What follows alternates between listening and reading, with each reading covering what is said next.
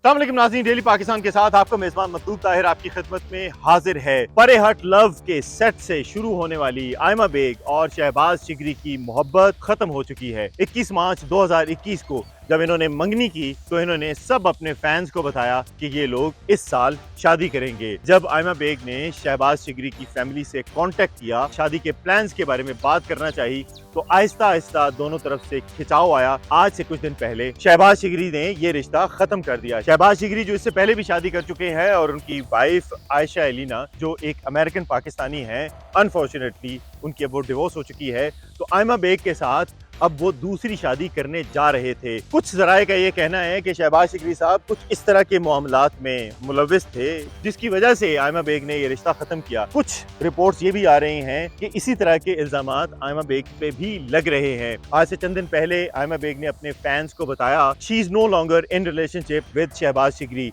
न सिर्फ ये बल्कि सोशल मीडिया के तमाम प्लेटफॉर्म से इन दोनों ने एक दूसरे को अनफॉलो किया और ब्लॉक कर दिया और अपनी सारी की सारी इकट्ठी तस्वीर हटा दी गई।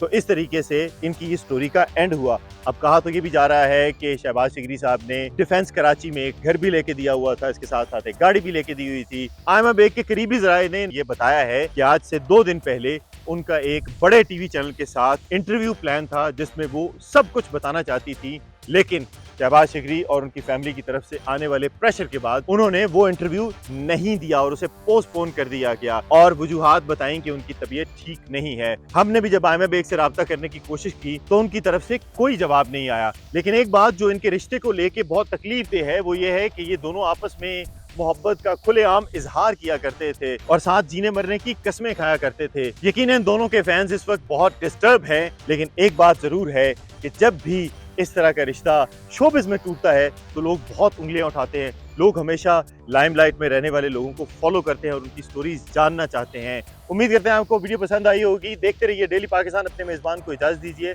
अल्लाह हाफ़िज़।